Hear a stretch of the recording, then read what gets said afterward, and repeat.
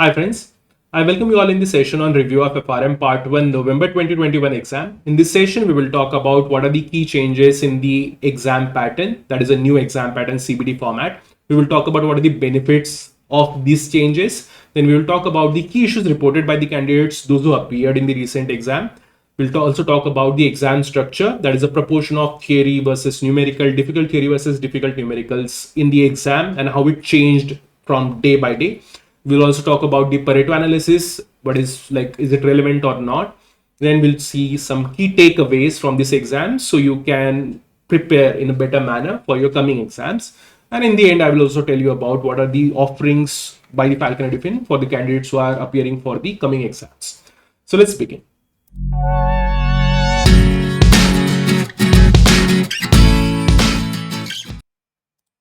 So first, the key changes. So first, this is the new exam pattern, that is a computer-based testing. So same exam, instead of pen and paper, now it is computer-based testing.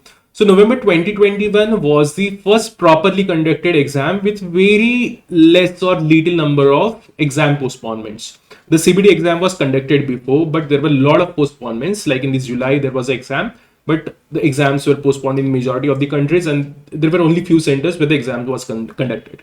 Now students appeared. This is a major change. That is, students appeared for the exam on the different dates in the same month. Previously, when there was a pen and paper exam, students were supposed to appear for the exam on the same day and obviously at the same time, right? Next is the benefits of these changes. So the first or the most important benefit is the choice of suitable day or date for the exam. Previously, there was a problem for a lot of students, like they can't appear for the exam on the given date and like that. Next is the less risk of COVID infection due to lesser number of candidates are going to the exam center, obviously. Then there is like one more important benefit is like changing answer, that is option in the exam, and review of question is easier compared to pen and paper. So when there was a pen and paper exam, if you tick say A, then it was difficult to change your answer. There was a process to do that. There is no logic in discussing that now, but again, it was difficult. Now it is very easy. And you can also review the question. There is a button of review or flag the question, so you can simply click the flag or review button, and then at the end of the exam or before the exam ends or the last hour of the exam, you can review all those questions where you face the problem. So these are some benefits of this particular pattern, new pattern. Next is key issues reported by the candidates. This is the most important section of this session. So first is, in majority or in some cases, exam proctors were not aware of the exam instructions, like how to conduct the exam and what are the rules for the exam conduction, and they were confusing candidates. This is reported by almost like half of the candidates. Okay, and which resulted into the students were not provided with the, this is the conclusion there. So students were not provided with the paper and pencil for the rough work. Okay, so now without rough work, how you solve the numericals? So my suggestion is, instead of asking guard to make sure that they make the proctors aware of all the instructions, you better practice without pen and paper. Okay, so directly practice numerical questions using simply calculator. Right. Next is the technical issues in the exam portal. So 2 or 3 students of mine reported the technical issue. One student reported she had to appear for a 4-hour exam for like almost 7 hours because there was a technical issue. Then they got that issue resolved. Then her exam was resumed from the point she disconnected it, and a lot of glitches were there. So she had to sit for the, like, say 7 hours for 4-hour exam. That was the problem. So, and then now after CBT, because the computers are involved and this technology is water sensitive, of course. So water and food was not allowed inside the room. Previously, it was allowed. Even in my exam, I carried the water and food with myself. So we were allowed to drink water if possible. Now, so student have to go outside the room and drink water for all those things, and it just consumes more time. Okay, not a big problem, but again, it consumes time. Right, and then the other technical issues where one of the student reported his mouse was not working properly, so he had to like work hard on the mouse. Okay, so you're sitting in the exam, if you're putting a lot of effort on the mouse and all those things, then it just unnecessarily harasses the candidate, right? But again, not a big issue, it is solvable. right? So major issue is the first two issues, like the technical issue in the exam portal. And what happened when there was a technical issue in the exam portal, for one or two candidates, exam was postponed, like that. Okay, so their exam was cancelled. Now they had to appear for the next session. Simple. That's the problem. But one lucky student got like Proctor, who was very helping, and he helped her in fixing that particular glitch. And then he reported the technical team, and then again they arranged for like the lot of to and pro. But again, the 7 hours were consumed, and then she had to appear for the exam, right? Next is the exam structure. This is the most interesting part in the exam. So initially my guess was like GARP will conduct the exam in a fashion like they will create a database of the question banks, or they will create a question bank, that is a database of questions, and random questions will be drawn, random 100 questions will be drawn for the candidates. Okay, and then they will solve. So for every candidate the exam will be different, and with this they can make sure that there is some fairness in the exam conduction. Because they see, if the candidate is appearing for the first day, then he has no any advantage. If the candidate is appearing for the last day, say after 15 days, so he's able to get, if it's possible for him, he can get the review of all the 10-12 exams, okay, all the days, and he can collect the questions, and there is an unfair advantage.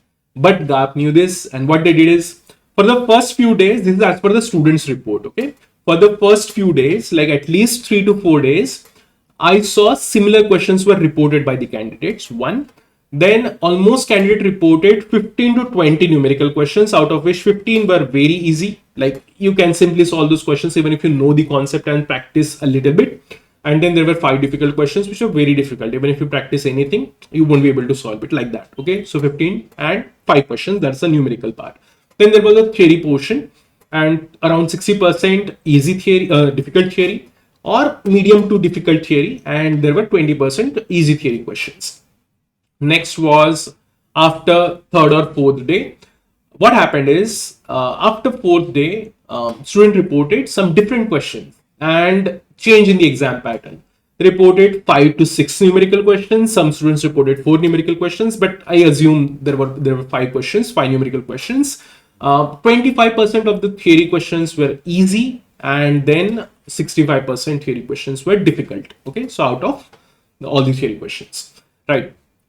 So this happened after 4 days, and then at the end, again students reported change in the exam pattern. The proportion was same, but the questions were changed. So what GARP did here is, the GARP kept changing. This is as per the students report. If you have some other feedback, simply comment on this video, and I'm happy to get the feedback from you. How was your exam, and do you agree with this particular session? And we will see, and we will also update myself, right? Now see here.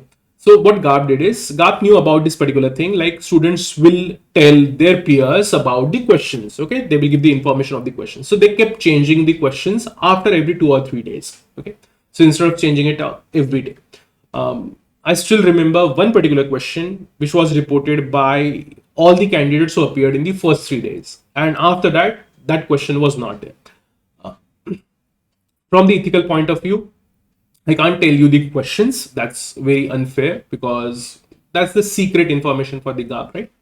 Next is the Pareto analysis. Now here in the Pareto analysis, what are we seeing here? So I have divided the complete syllabus, even for my teaching as well as for the students' knowledge. I've divided the complete syllabus into the 3 parts. So 40, 40 and 20. This is how I divided it. So 40% I assume, or I consider as this syllabus as a most important. So it covers some key or the important topics, right? So it is not necessarily the chapter name. It is the topics inside that chapter. Okay. So 40% of the topics are most relevant or the most important. Then there are 40% topics which are good enough, but not very important. Okay. So B category. And then we have the C category, where we have around 20% of the topics which are very miscellaneous type of topics, on which the proper questions cannot be framed according to me. And the next bar, the first bar, tells you about the proportion of these topics. So 40% topics, 40% topics, and 20% topics, which accounts for the 100% topics. Now this next bar, which is the again blue bar, light blue, it tells you about the new exam pattern, the questions in the new exam pattern. And then the gray bar tells you about the number of questions as per the old exam pattern. So for A category questions, which are the 40% of the topics, around 60% questions were on the A category, okay, on the 40% of the syllabus. If you compare this with the old exam pattern, then 75% of the questions were coming from the key important topics, the 40% of the syllabus. Now, if you go to the category B, so in the category B, 40% of the topics I cover or considered as a category B. And in this, you have, as per the new curriculum, we have 30%. There is again increase. So 30% of these topics are, 30% of the questions are coming from the B category as per the new curriculum. And then if you consider the old curriculum or old exam pattern, 25% questions were there. So not a big change here. And if you consider the last, that is the least important topics, previously only 1 or 2 questions were there. That is, if you consider the old exam pattern, only 1 or 2 questions were there from these least important 20% of the topics. But now it has increased to 10%. So that's very problematic, right? Because now you won't be able to save yourself from those 20% topics, right? But still, Pareto is relevant. Instead of leaving something, you can maintain your focus on 40%, 40%, and 20% like this, depending on its category. And right now, I'm not mentioning any topics here. So what I will do is I will provide a blog on these particular topics, like what according to me, what are the key 40% important topics, the A category topics, B category, and C category topics, right? So this is about the Pareto analysis. Now, what are the key takeaways from this exam? After this, I will also tell you about the expected cutoff for this exam. And previously, I used to avoid this particular thing, like what is the expected cutoff, but now I think we are in the right time to tell the cutoff, right? See, the key takeaways from this exam is first, the lesser number of numericals, that is only 4 to 5 numericals in the exam, means if you're solving 3000, 5000 numerical questions, this is complete wastage of time. Instead of doing this, like it doesn't offer any value, instead of doing this, focus on the concept and its interpretation.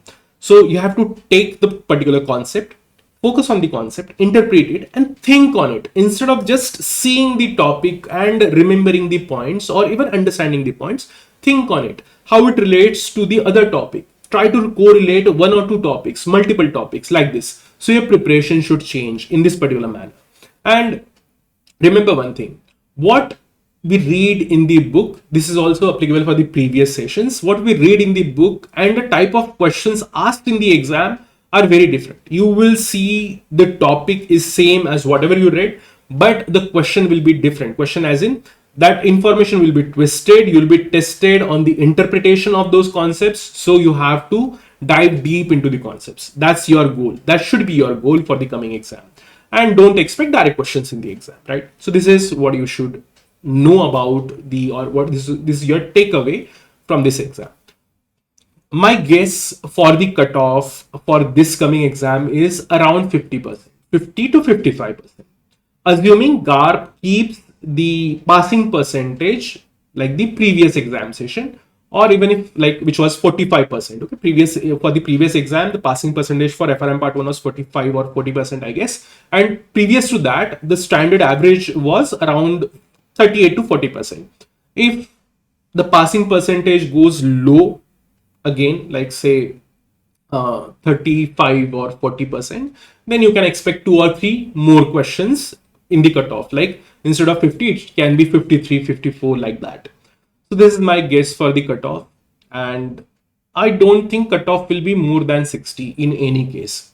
After seeing this particular exam, okay, what is the logic what is the logic based on which I am guessing the cutoff? This answer is very simple. Previously, my guess, which was very correct, the cutoff was around 60 to 65. Okay. Now, after these changes in the exam, students will face more difficulty, and students are facing more difficulty in solving theory questions. In theory question, you can't tick the right answer with full confidence. That's the problem. In numerical, if you know the formula, you know how to solve the question, you will be able to get some answer. And if your answer is matching with your calculators, whatever is shown on your calculator, you can say, okay, your answer is correct. So there is higher probability of getting right answers compared to in theory, you can't take right answer with the full confidence. So your goal should be eliminate two and base case among the two. This is the new exam pattern for the CART, right? Again, this is applicable for the FRM part 1. For FRM part 2, everything will be same, because in FRM part 2, majority of the questions were like this only, like majority of the questions were theory, and you're supposed to eliminate 2 and base case on 2. So that was the pattern for the old exam. Right. After this, what are we offering in Falcon Edufin? What are we offering to help students with the exam preparation for the coming exam preparation? So first, live classes. Live classes are in the Hindi, and it's starting from the first week of Jan 2022. And downloadable classes are in English. It has already started. So if you want to enroll, you'll get downloadable classes immediately. Next is the live demo sessions. Live classes, demo sessions will start from 17th of December. So if you are planning to enroll for the live classes in Hindi language, and if you want some demo sessions, so demo sessions will start from the 17th of December 2021. I will provide form in the description. So you have to fill that form. On that ID, we will provide you the access to the live or the Zoom classes. So these are Zoom classes, like in the virtual mode. Then we also provide the mock test, 3 rounds of mock test, which will be available in the month of Feb. Section test, it will be available starting January. Okay, so with the curriculum itself, section test you are supposed to solve with the curriculum or your preparation, ongoing preparation. Then the fast track videos, these are in English, complete English. And then we have FRM Part 1's book. Expected delivery date is starting December 25th. So I will release this in the parts. So first I will release the quants and the FMP book. It is currently under the review. And then I will release the book 1, that is the foundations of risk management, and then the valuation and risk models, like this. So this is all about the FRM exam review for the November 2021 session. See you in the next video. Thank you for watching. Thank you, everyone.